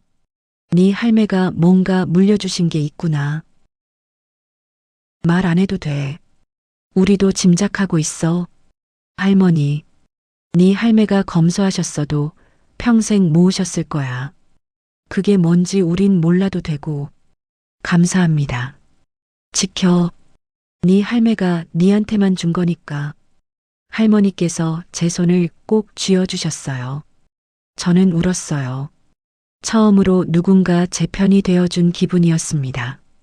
할머니들께서 돌아가신 후였어요. 저는 곳간으로 갔습니다. 자물쇠를 확인했어요. 다행히 멀쩡했어요. 안으로 들어갔습니다. 바닥 나무판을 열고 지하로 내려갔어요. 금괴는 그대로 있었습니다. 저는 할머니 편지를 다시 꺼내 읽었어요. 욕심 많은 아이들한테 주면 안 돼. 맞는 말씀이었어요. 은성과 은주는 욕심 덩어리였습니다. 3조를 받고도 만족하지 못했어요. 제가 가진 것까지 빼앗으려 했습니다. 저는 결심했어요. 절대 안 빼앗겨. 하지만 알고 있었어요. 은성이 포기하지 않을 거라는 걸요. 그날 밤이었어요. 핸드폰이 울렸습니다. 계모였어요. 받았어요. 여보세요. 은하 씨, 은성이한테 들었어요. 거기 뭔가 있다며요? 없어요. 곳간에 자물쇠가 왜 그렇게 튼튼해요? 그냥이요. 은하 씨, 솔직히 말해요. 시어머니가 뭔가 숨겨두신 거 있죠? 심장이 빠르게 뛰었어요. 없어요. 정말 아무것도 없어요. 그럼 왜 은성이를 못 들어가게 했어요? 제 집이니까요. 계모가 한숨을 쉬었어요. 은하 씨, 저도 가볼게요. 네. 직접 확인할 거예요. 뭐가 있는지. 오지 마세요. 이번 주말에 갈게요. 준비하세요. 뚝. 전화가 끊겼어요. 저는 핸드폰을 떨어뜨렸습니다. 계모까지 온다고요? 창밖을 봤어요. 밤은 깊었습니다. 별은 차가웠어요. 할머니, 작게 불렀어요. 어떻게 해야 하죠? 바람만 불었습니다. 저는 알았어요. 이제 더 이상 숨길 수 없을 거라는 걸요. 진실이 드러날 거예요. 곧요. 그리고 그때 진짜 전쟁이 시작될 거예요. 제 가족들과요. 하지만 저는 준비됐어요. 할머니께서 남기신 것을요. 끝까지 지키겠다고요. 무슨 일이 있어도요. 주말이 다가왔어요. 저는 매일 불안했습니다. 계모가 언제 올지 몰랐으니까요. 마을 할머니들께 말씀드렸어요. 할머니, 계모가 온대요. 언제? 이번 주말이요. 걱정 마. 우리가 있잖아. 할머니께서 손을 잡아주셨어요. 근데 계모는 힘이 세요. 변호사도 데려올 수 있어요. 그래도 네 집이야. 아무도 못 빼앗아. 할머니의 말씀이었어요. 하지만 저는 알고 있었습니다. 계모는 포기하지 않는 사람이라는 걸요. 금요일 저녁이었어요. 핸드폰이 울렸습니다. 계모였어요. 내일 오후 2시에 갈게요. 은하 씨, 도망가지 마요. 꼭 만나야 해요. 네. 전화가 끊겼어요. 저는 창밖을 봤습니다. 곳간이 보였어요. 내일이면 들킬까? 두려웠습니다. 그날 밤 잠이 오지 않았어요. 계속 뒤척였습니다. 새벽 2시쯤이었을까요? 밖에서 소리가 들렸어요. 스르륵. 작은 소리였습니다. 저는 벌떡 일어났어요. 창문으로 밖을 봤습니다. 어둠 속에 사람 그림자가 보였어요. 2명이었습니다. 대문 쪽에서 들어오고 있었어요. 누구지? 심장이 빠르게 뛰었습니다. 옷을 입고 조심스럽게 밖으로 나갔어요. 마당을 봤습니다. 2사람이 곳간 쪽으로 가고 있었어요. 달빛에 얼굴이 보였습니다. 은성이었어요. 그리고 은주도요. 또 왔어? 저는 숨을 죽였습니다. 은성이 곳간 자물쇠를 만졌어요. 이거 어떻게 여는데? 모르겠어. 열쇠 없으면 못 열지. 은주의 목소리였어요. 부숴버릴까? 미쳤어? 소리 나잖아. 그럼 어떡해? 은성이 짜증을 냈어요. 저는 더 이상 참을 수 없었습니다. 밖으로 나갔어요. 뭐 하는 거야? 은성과 은주가 놀라 돌아봤어요. 누나, 왜 또 왔어? 밤중에. 그게, 은성이 말을 더듬었어요. 나가. 당장 나가. 누나, 우리 궁금해서 왔어. 여기 뭐가 있는지. 없다니까? 거짓말. 분명히 뭔가 있어. 은주가 소리쳤어요. 없어. 그럼 왜 이렇게 막아? 열어봐. 은성이 다시 자물쇠를 흔들었어요. 저는 은성을 밀쳤습니다. 만지지 마. 아. 은성이 비틀거렸어요. 그때 은주가 뒤에서 저를 붙잡았어요. 오빠 빨리. 나. 저는 은주를 뿌리치려 했어요. 하지만 은주가 꽉 잡았습니다. 은성이 주머니에서 뭔가를 꺼냈어요. 공구였습니다. 이걸로 부숴야겠어. 안 돼. 저는 소리쳤어요. 은성이 자물쇠에 공구를 대려는 순간이었어요. 거기 뭐 하는 거야? 밖에서 소리가 들렸습니다. 이장님이었어요. 손전등을 들고 대문으로 들어오셨어요. 누구야? 도둑이야? 아, 아니에요. 저 은하 동생이에요. 은성이 당황하며 말했어요. 동생? 한밤중에 뭐 하는 거야? 그게, 경찰 불러야겠네. 이장님이 핸드폰을 꺼냈어요. 잠깐만요. 은성이 소리쳤어요. 우린 그냥 누나 집 보러 온 거예요. 한밤중에 자물쇠 부수려고. 이장님의 목소리가 차가웠어요. 아니, 그게 아니라 빨리 안 나가? 경찰 부르기 전에. 은성과 은주가 얼굴이 하얗게 질렸어요. 알았어요. 갈게요. 2사람이 서둘러 대문으로 갔어요. 하지만 떠나기 전에 은성이 저를 봤습니다. 누나, 내일 계모님 오셔. 그때 다 끝날 거야. 차가운 목소리였어요. 차 소리가 나더니 사라졌습니다. 저는 그 자리에 주저앉았어요. 이장님이 다가오셨어요. 괜찮아? 네. 감사합니다. 은하야, 동생들이 왜 저래? 욕심 때문이에요. 욕심? 제가 뭔가 가졌다고 생각해요. 이장님이 곳간을 봤어요. 할매가 뭔가 남기셨구나.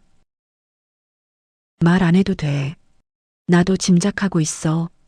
이장님, 지켜. 네 할매가 니한테만 준 거니까. 이장님이 제 어깨를 토닥여 주셨어요. 내일 계모 온다며? 네. 우리가 있을게. 혼자 감당하지 마. 감사합니다. 이장님이 돌아가신 후였어요. 저는 곳간 자물쇠를 확인했습니다. 다행히 멀쩡했어요. 하지만 마음은 무거웠습니다. 내일이면 잠들 수 없었어요. 새벽까지 앉아 있었습니다. 토요일 아침이 왔어요. 저는 일찍 일어나 집을 정리했습니다. 마당을 쓸고 방을 닦고 준비했어요. 이웃 할머니들이 찾아오셨어요. 은하야, 오늘 계모 온다며? 네. 우리가 같이 있을게. 괜찮아요, 할머니. 아니야. 혼자 두면 안 돼. 할머니들께서 부엌에서 차를 끓이셨어요. 오후 1시가 됐어요. 저는 마당에 서서 대문을 봤습니다. 이 시가 가까워졌어요. 심장이 빠르게 뛰었습니다. 정확히 이 시였어요. 차 소리가 들렸습니다. 검은색 대형 세단이었어요.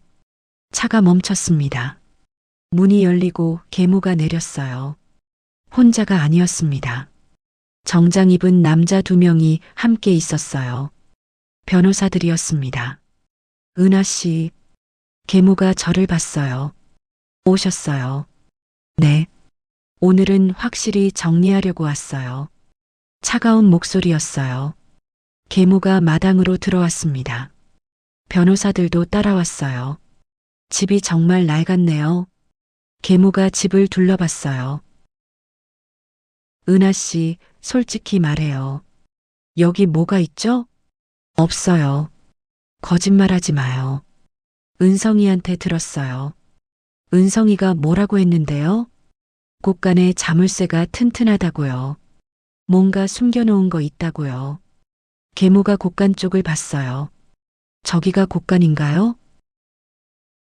가봅시다. 계모가 곳간으로 걸어갔어요. 저는 따라갔습니다. 계모가 자물쇠를 만졌어요. 이게 뭐죠? 그냥 창고예요. 그냥 창고에 이런 자물쇠를 달아요? 오래된 집이라. 열어요. 싫어요. 은하 씨. 계모의 목소리가 높아졌어요. 이건 제 집이에요. 제 거예요. 시어머니가 뭔가 숨겨두신 거 있죠? 그게 뭐예요? 모르겠어요.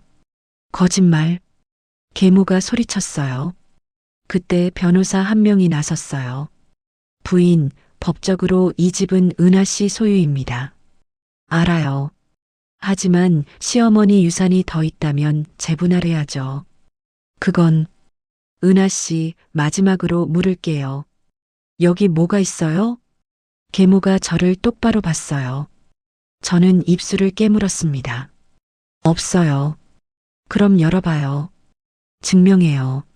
싫어요. 왜요? 제 거니까요. 목소리를 높였습니다. 계모가 한숨을 쉬었어요. 알겠어요. 그럼 법적으로 처리하죠. 네. 유산 은닉 혐의로 고소할 거예요. 뭐라고요? 시어머니께서 남기신 재산을 숨기고 있다면 그건 불법이에요. 변호사가 서류를 꺼냈어요. 이건 유산재조사 신청서입니다. 법원에 제출하면 이 집 전체를 조사할 수 있어요. 제 손이 떨렸습니다.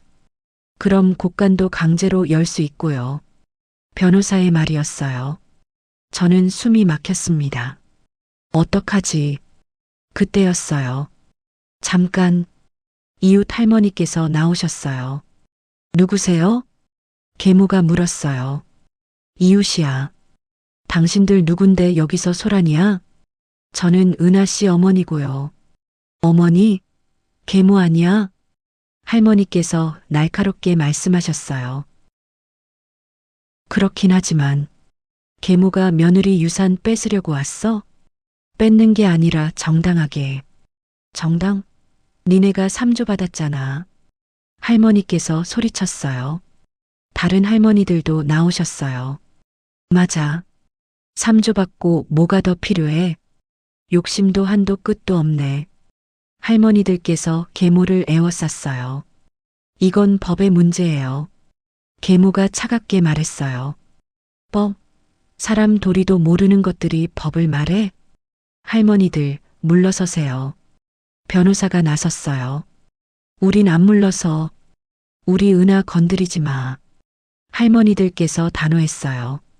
계모가 얼굴이 굳었어요. 좋아요. 법원에서 봅시다. 마음대로 해. 우린 거 봤나? 할머니께서 말씀하셨어요. 계모가 차로 돌아갔어요. 변호사들도 따라갔습니다. 차가 출발하기 전에 계모가 창문을 내렸어요. 은하 씨, 일주일 드릴게요. 일주일 안에 곳간 열고 안에 뭐가 있는지 보고하세요. 안 그러면요? 법원에 제소할 거예요. 그럼 강제로 열리겠죠. 차가 떠났습니다. 저는 그 자리에 주저앉았어요. 할머니들께서 저를 부축해 주셨어요. 괜찮아, 은하야. 할머니, 어떡해요? 걱정 마. 방법이 있을 거야. 하지만 저는 알았어요. 일주일. 그 안에 결정해야 했습니다. 비밀을 지킬 것인가 아니면 드러낼 것인가. 그날 밤 저는 곳간으로 갔어요. 지하로 내려갔습니다. 금괴 앞에 앉았어요. 할머니 편지를 다시 꺼내 읽었습니다. 욕심 많은 아이들한테 주면 안 돼. 할머니, 어떻게 해야 하죠? 눈물이 났어요. 일주일. 그 후엔 모든 게 드러날 거예요. 저는 결심해야 했습니다. 하지만 아직 몰랐어요. 제가 어떤 선택을 할지요. 그리고 그 선택이 모든 걸 바꿀 거라는 것도요. 시간은 흘러가고 있었습니다. 일주일은 금방 지나갈 거예요. 그리고 그때 진실이 드러날 거예요. 800억의 비밀이요. 일주일이 흘렀어요. 정확히 6일 23시간이요. 저는 결심했습니다. 비밀을 드러내기로요. 하지만 제 방식대로요.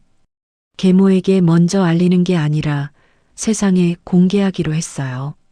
그래야 욕심쟁이들이 빼앗지 못할 테니까요. 토요일 아침이었어요. 저는 기자에게 전화를 걸었습니다. 지역 신문사였어요. 여보세요. 취재 요청드리고 싶은데요. 무슨 내용이신가요? 재벌가 유산 관련입니다. 할머니께서 남기신. 잠깐만요. 재벌가요? 기자의 목소리가 달라졌어요. 네. 강상그룹 아시죠? 아, 네. 물론이죠. 그 집안 장녀입니다. 할머니께서 남기신 유산을 발견했어요. 얼마나 되는데요? 800억 정도요. 전화 너머로 숨쉬는 소리가 들렸어요. 지금 농담하시는 거 아니죠? 아니요. 진짜예요. 증거가 있으신가요? 있습니다. 직접 보여드릴게요. 언제 갈 수 있을까요? 오늘 오후 2시요. 갑니다. 전화를 끊었어요. 저는 심호흡을 했습니다. 이제 시작이야. 이웃 할머니들께 말씀드렸어요. 할머니, 오늘 기자가 와요. 기자? 네. 제가 공개하기로 했어요. 곳간 안에 있는 거? 네. 할머니께서 제 손을 잡으셨어요. 잘 생각했어. 숨기면 빼앗기지만 세상에 알리면 지킬 수 있어. 맞아요. 우리가 같이 있을게. 감사합니다. 오후 2시가 됐어요. 차 한 대가 왔습니다. 기자 2명과 카메라맨이 내렸어요. 안녕하세요. 충남일보 김 기자입니다. 안녕하세요. 강은하입니다. 정말 800억이 있다는 게 사실인가요? 네. 직접 보여드릴게요.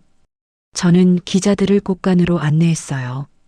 자물쇠를 열었습니다. 여기에요. 안으로 들어갔어요. 바닥 나무판을 들어 올렸습니다. 계단이 드러났어요. 저 아래 있어요. 내려가도 될까요? 네. 기자들이 따라 내려왔어요. 카메라 플래시가 터졌습니다. 지하 공간이 환하게 밝아졌어요. 금괴가 보였습니다. 벽에 빼곡히 쌓여 있었어요. 세상에. 기자가 숨을 죽였어요. 이게 다 금괴예요? 네. 약 1,000돈이요. 그럼 600억.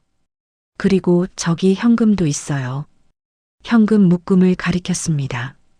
얼마나 돼요? 정확히는 모르겠지만 200억쯤요. 기자가 카메라맨을 봤어요. 다 찍어. 전부 다. 카메라 셔터 소리가 끊임없이 들렸어요. 1시간쯤 취재했을까요? 밖으로 나왔습니다. 기자가 물었어요. 은하 씨, 이걸 어떻게 하실 건가요? 기증할 거예요. 기증이요? 네. 할머니 뜻이셨어요. 욕심내지 말라고요. 저는 할머니 편지를 보여줬어요. 기자가 편지를 읽었습니다. 눈시울이 붉어졌어요. 대단하신 할머니시네요. 네. 그런데 가족들은 뭐라고 하나요? 모릅니다. 아직 모르세요. 네. 곧 알겠죠. 기사 나오면요. 기자가 웃었어요. 알겠습니다. 내일 일면에 실리겠네요. 감사합니다. 기자들이 떠났어요. 저는 마당에 앉았습니다. 이제 돌아올 수 없었어요. 내일이면 온 세상이 알 거예요. 그날 밤 저는 편하게 잤어요. 처음으로요. 더 이상 숨길 게 없었으니까요. 일요일 아침이었어요. 신문이 배달됐습니다. 일면이었어요. 큰 사진과 함께요. 재벌가 장녀 할머니 패가서 800억 발견. 강상그룹 장녀 강은하 씨 유일한 상속인. 금괴 600억, 현금 200억. 할머니가 평생 모은 재산. 기사 아래 제 사진도 있었어요. 곳간 앞에 서 있는 모습이었습니다. 저는 신문을 천천히 읽었어요. 기자는 정확히 써주었습니다. 할머니의 뜻도 제 결심도요. 오전 10시였어요. 핸드폰이 울리기 시작했습니다. 계모였어요. 받지 않았어요. 은성, 은주에게서도 전화가 왔어요. 역시 받지 않았습니다. 문자가 쏟아졌어요. 계모 은하 씨, 전화 받으세요. 은성 누나 미쳤어? 800억? 은주 언니 우리 몫은? 저는 핸드폰을 껐어요. 오후가 됐어요. 차 소리가 들렸습니다. 여러 대였어요. 대문을 열었어요. 계모, 은성, 은주가 내렸습니다. 뒤에 변호사 3명도 있었어요. 은하 씨, 계모가 소리쳤어요. 왜 왔어요? 800억이 사실이에요? 신문 보셨잖아요. 왜 우리한테 말 안 했어요? 계모의 얼굴이 하얗게 질려 있었어요. 말할 필요 없었어요. 필요 없어? 그건 우리 가족 재산이에요. 아니에요. 할머니께서 저한테만 주신 거예요. 그래도 재분할해야죠. 변호사가 나섰어요. 부인, 법적으로 할머니께서 은하 씨에게 단독 상속하셨다면. 뭐? 은하 씨 소유가 맞습니다. 말도 안 돼. 계모가 소리쳤어요. 은성이 다가왔어요. 누나, 800억을 혼자 가져? 응. 우리 가족인데? 너희는 3조 받았잖아. 그건 그거고 이건 이거지. 할머니께서 너희한텐 안 준다고 하셨어. 저는 편지를 꺼냈어요. 은성에게 보여줬습니다. 편지를 읽은 은성의 얼굴이 굳었어요. 욕심 많은 아이들한테 주면 안 된다. 맞아. 너희 말이야. 은주가 울기 시작했어요. 언니, 우리한테도 줘. 조금만. 안 돼. 왜? 할머니 뜻이니까. 계모가 변호사를 봤어요. 법적으로 다툴 수 있어요? 어렵습니다. 할머니 유언이 명확하고 은하 씨 명의로 된 집에서 발견됐으니 그럼 아무것도 못 받는 거예요? 네. 계모가 주저앉았어요. 얼굴이 완전히 하얗게 질려 있었습니다. 은성과 은주도 멍하니 서 있었어요. 800억. 800억. 은성이 중얼거렸어요. 그때 또 차가 왔어요. 방송국 차였습니다. 기자들이 우르르 내렸어요. 강은하 씨 맞으시죠? 네. 인터뷰 좀 부탁드립니다.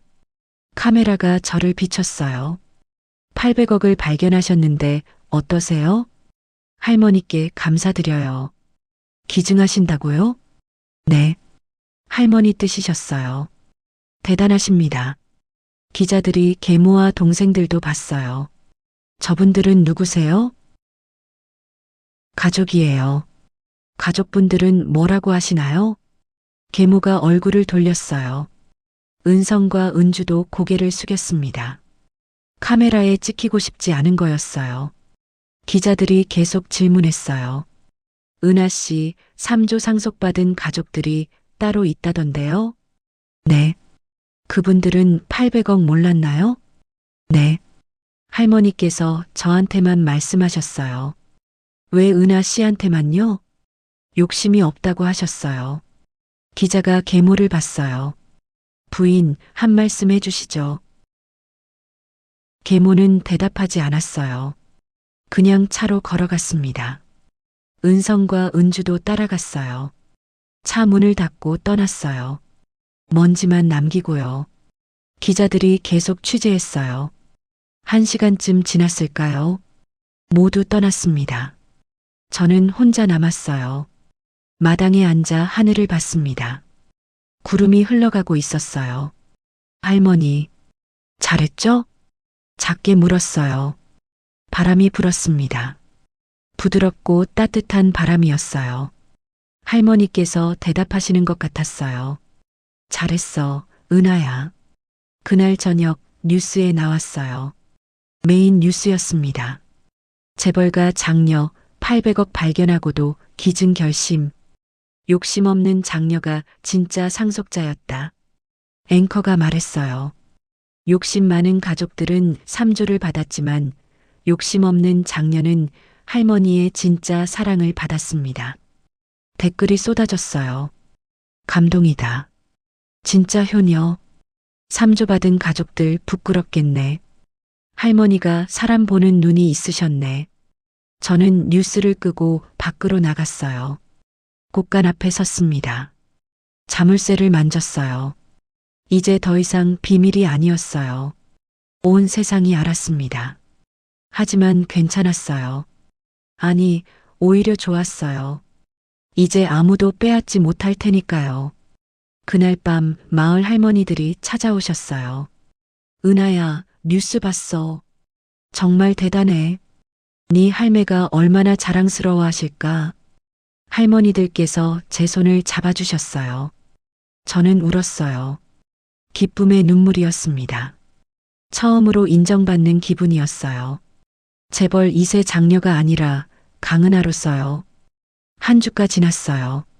법무법인에서 연락이 왔습니다. 은하 씨, 할머니 유언이 법적으로 완벽합니다. 네. 800억은 전액 은하 씨 소유예요. 아무도 이의를 제기할 수 없어요. 감사합니다. 전화를 끊었어요. 드디어 끝났어요. 계모도 동생들도 이제 아무것도 할 수 없었습니다. 저는 창밖을 봤어요. 곳간이 보였습니다. 할머니 지켰어요. 작게 말했어요. 욕심쟁이들한테 안 빼앗겼어요. 바람이 불었어요. 따뜻했습니다. 이제 새로운 시작이었어요. 800억으로 무엇을 할지 결정해야 했습니다. 하지만 저는 이미 알고 있었어요. 할머니께서 원하신 게 뭔지요. 욕심내지 마. 네, 할머니. 욕심내지 않을게요. 이 돈으로 좋은 일 할게요. 할머니처럼요. 다음 날부터 제 인생이 바뀌기 시작했어요. 하지만 그건 다음 이야기예요. 지금 이 순간 저는 평온했습니다. 폭풍이 지나갔고요. 진실이 승리했으니까요. 1년이 지났어요. 폐가는 더 이상 폐가가 아니었습니다. 지붕을 새로 올렸어요. 기와를 하나하나 정성스럽게 얹었습니다. 기둥도 다 바꿨어요. 튼튼한 소나무로요. 벽도 새로 발랐고 마루도 다시 깔았습니다. 할머니께서 사셨던 그 모습 그대로 복원했어요. 아니, 더 아름답게요. 마당에 서서 집을 바라봤어요. 할머니 예쁘죠? 작게 물었습니다. 바람이 불었어요. 따뜻했습니다. 현관문에 현판이 걸려 있었어요. 강은하 문화재단. 금괴 일부로 재단을 만들었습니다. 장학사업을 하는 재단이었어요. 가난하지만 착한 아이들을 돕는 곳이요. 할머니께서 원하셨을 거예요. 사랑채는 작은 도서관으로 바꿨어요. 마을 아이들이 매일 찾아왔습니다. 선생님, 안녕하세요. 아이들이 밝게 인사했어요. 어서 와. 오늘은 무슨 책 읽을 거야? 전래동화요. 아이들이 웃으며 도서관으로 들어갔어요. 저는 그 모습을 보며 미소 지었습니다. 이게 진짜 부자구나 싶었어요. 돈이 아니라 사람들의 웃음이요. 오후가 됐어요. 이웃 할머니께서 찾아오셨습니다. 은하야, 밥 먹어라. 여전히 반찬을 갖다 주셨어요. 할머니, 제가 해드려야 하는데. 됐어. 네가 바쁜 거 아는데. 감사합니다. 함께 밥을 먹었어요. 요새 재단 일은 어때? 좋아요. 이번 달에 장학생 10명 더 뽑았어요. 착한 일 하는구나. 할머니 덕분이에요. 할머니께서 웃으셨어요. 네 할매가 하늘에서 보고 계실 거야. 네. 저는 고개를 끄덕였어요. 그날 저녁이었어요. 핸드폰이 울렸습니다. 모르는 번호였어요. 받았어요. 여보세요? 누나. 은성이었어요. 1년 만에 처음 듣는 목소리였습니다. 왜? 그게 누나한테 부탁할 게 있어서. 부탁? 돈 좀 빌려줄 수 있어? 가슴이 철렁했어요. 왜? 회사가 좀 어려워. 삼조는 어디 갔어? 그게 은성의 목소리가 떨렸어요. 사업 확장하다가 실패했어. 투자도 잘못했고. 누나 제발 10억만. 10억? 1년 전 은성이라면 상상도 못했을 금액이었을 거예요. 하지만 저는 알고 있었습니다. 안 돼. 누나, 너희가 받은 3조로 뭘 했는지 다 알아. 사치하고 낭비하고. 미안해. 정말 미안해. 미안하다고 돈 빌려주는 거 아니야. 그럼 어떡해. 은성이 울먹였어요. 처음 들어보는 목소리였습니다. 하지만 저는 마음을 굳게 먹었어요. 은성아, 너 스스로 해결해. 누나, 나도 처음엔 패가 하나뿐이었어. 근데 지켰잖아. 너도 할 수 있어. 남은 걸로 다시 시작해. 하지만, 안녕. 전화를 끊었어요. 손이 떨렸습니다. 하지만 후회하지 않았어요. 도와주면 또 탕진할 게 뻔했으니까요. 한 달 후였어요. 또 전화가 왔습니다. 이번엔 은주였어요. 언니, 응, 나, 도와줘. 무슨 일인데? 명품 가방들 다 팔았어. 카드빚도 엄청나고. 언니, 나 이제 어떡해. 은주가 울었어요. 은주야. 응? 일해. 일? 응. 일하면서 갚아. 하지만 나 일해본 적 없는데. 그럼 배워. 다들 그렇게 살아. 언니, 나도 안 도와줘. 스스로 해. 전화를 끊었어요. 가슴이 아팠습니다. 하지만 이게 맞는 거였어요. 계속 도와주면 또 의지할 테니까요. 며칠 후였어요. 계모에게서 문자가 왔습니다. 은하 씨, 회사 경영이 어렵습니다. 외부 투자를 받아야 할 것 같아요. 지분 많이 넘어갈 것 같습니다. 혹시 도와줄 수 있나요? 저는 답장을 보냈어요. 안 됩니다. 저는 할머니가 주신 것으로 재단 일만 할 거예요. 어머니께서 스스로 해결하세요. 답장은 없었어요. 저는 핸드폰을 내려놨습니다. 창밖을 봤어요. 마당에 아이들이 놀고 있었습니다. 웃음소리가 들렸어요. 이게 맞아. 이게 진짜 부자야. 6개월이 더 지났어요. 뉴스에서 봤습니다. 강상그룹이 외부 투자를 받았다고요. 계모 지분이 30%로 줄었다고요. 더 이상 경영권이 없다고요. 은성은 부사장 자리에서 물러났다고요. 은주는 SNS를 닫았다고요. 저는 뉴스를 끄고 밖으로 나갔어요. 할머니 묘로 갔습니다. 산 중턱에 있었어요. 묘 앞에 무릎을 꿇었어요. 할머니, 꽃을 올렸습니다. 잘 지내고 있어요. 바람이 불었어요. 재단도 잘 되고 있어요. 이번에 장학생 100명 뽑았어요. 나무가 흔들렸습니다. 할머니 말씀 지키고 있어요. 욕심내지 않고 살아요. 눈물이 났어요.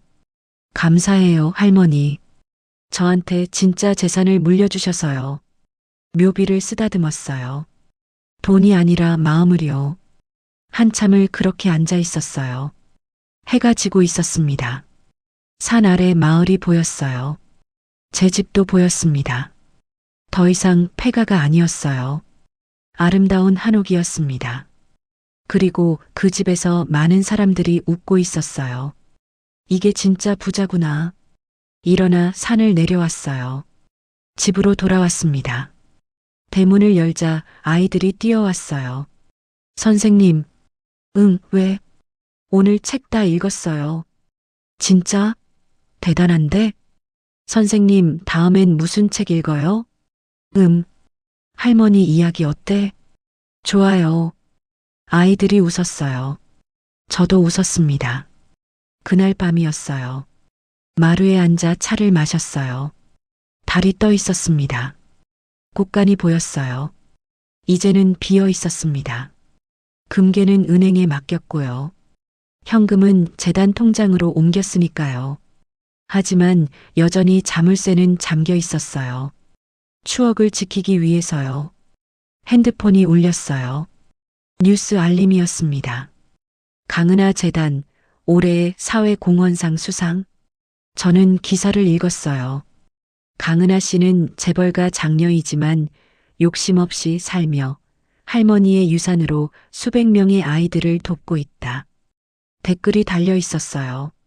진짜 부자. 이런 분이 존경받아야 함. 삼조받은 가족들은 반성해야. 저는 핸드폰을 껐어요. 중요하지 않았습니다. 사람들이 뭐라 하든요. 저는 제 길을 갈 거였어요. 할머니께서 가르쳐 주신 그 길을요. 다음 날 아침이었어요. 대문을 열었어요. 누군가 서 있었습니다. 은성이었어요. 1년 반 만에 보는 얼굴이었습니다. 많이 수척해져 있었어요. 누나, 왜 왔어? 그냥 인사하러. 누나 미안해. 은성이 고개를 숙였어요. 그동안 정말 미안했어. 욕심 부렸어. 누나가 맞았어. 삼조받고도 만족 못했어. 은성의 눈에 눈물이 맺혔어요. 이제야 알았어. 진짜 부자가 뭔지. 돈이 아니라 마음이었어. 누나처럼. 저는 은성을 봤어요. 처음으로 진심이 느껴졌습니다. 은성아. 응. 이제 시작이야. 뭐가? 진짜 내 인생. 은성이 눈을 깜빡였어요. 돈 없어도 괜찮아. 욕심 버리면 살 수 있어. 응. 할머니께서 그러셨어. 욕심 없이 사는 게 진짜 부자라고. 은성이 고개를 끄덕였어요. 누나 나 다시 시작해 볼게. 응. 힘내. 은성이 돌아갔어요. 뒷모습이 외로워 보였습니다. 하지만 저는 믿었어요. 은성도 변할 수 있다고요. 시간이 지나면요. 한 달 후였어요. 은주에게서 문자가 왔습니다. 언니, 나 카페에서 알바 시작했어. 힘들지만 괜찮아. 처음으로 내 돈 벌었어. 뿌듯해. 저는 웃으며 답장을 보냈어요. 잘했어. 자랑스러워. 힘들면 언제든 말해. 응원할게. 은주에게서 답장이 왔어요. 고마워, 언니. 사랑해. 눈물이 났어요. 처음으로 동생들과 마음이 통하는 것 같았습니다. 그해 겨울이었어요. 눈이 내렸습니다. 하얗게 쌓였어요. 저는 마당에 나가 눈을 봤어요. 곳간 지붕에도 눈이 쌓였습니다. 할머니, 작게 불렀어요. 보고 계시죠? 바람이 불었어요. 눈송이가 춤추었습니다. 저 욕심 없이 잘 살고 있어요. 눈이 얼굴에 닿았어요. 차갑지만 따뜻했습니다. 할머니가 가르쳐 주신 대로요. 그때 대문이 열렸어요. 마을 아이들이 뛰어들어왔습니다. 선생님, 눈사람 만들어요. 그래, 만들자. 아이들과 함께 눈사람을 만들었어요. 웃음소리가 마당에 가득했습니다. 그 순간 깨달았어요. 진짜 재벌은 돈이 아니라는 걸요. 사람들의 웃음이라는 걸요. 욕심 없이 나누는 마음이라는 걸요. 할머니께서 물려주신 건 800억이 아니었어요. 진짜 부자로 사는 법이었습니다. 그날 밤 저는 일기를 썼어요. 오늘 아이들과 눈사람을 만들었다. 할머니, 저 행복해요. 욕심 없이 사는 게 이렇게 편한 줄 몰랐어요. 돈이 많아도 불행한 사람 있고 돈이 없어도 행복한 사람 있어요. 저는 후자로 살고 싶어요. 할머니처럼요. 일기를 덮었어요. 창밖을 봤습니다. 달이 환했어요. 곳간이 달빛을 받고 있었습니다. 할머니 사랑해요. 작게 말했어요. 그리고 감사해요. 진짜 재벌이 뭔지 가르쳐 주셔서요. 바람이 불었어요. 창문이 살랑 흔들렸습니다. 할머니께서 웃으시는 것 같았어요. 저는 눈을 감았습니다. 내일 또 아이들이 올 거예요. 책을 읽고 웃고 행복해 할 거예요. 그게 제 재산이었습니다. 800억보다 더 소중한요. 그렇게 저는 잠들었어요. 평온하게요. 욕심 없는 마음을 가진 진짜 부자로요. 여러분, 오늘 이야기는 여기까지입니다. 패가 하나만 받았던 은하. 3조를 받은 가족들에게 조롱당하고 무시당했죠. 하지만 할머니는 알고 계셨어요. 진짜 부자가 누구인지요. 800억은 숫자가 아니었습니다. 할머니의 사랑이었고 은하의 삶을 바꾼 기회였어요. 욕심쟁이들은 3조를 받고도 불행했지만 은하는 욕심 없이 나누며 진정한 행복을 찾았습니다. 돈이 많다고 부자가 아니에요. 마음이 풍요로운 사람이 진짜 부자입니다. 오늘 이야기가 여러분께 작은 위로가 되었길 바랍니다. 여러분이라면 은하처럼 하셨을까요? 댓글로 의견 남겨주세요. 여러분의 이야기가 궁금합니다. 다음 이야기도 기대해 주세요. 구독과 좋아요, 알림 설정 잊지 마시고요.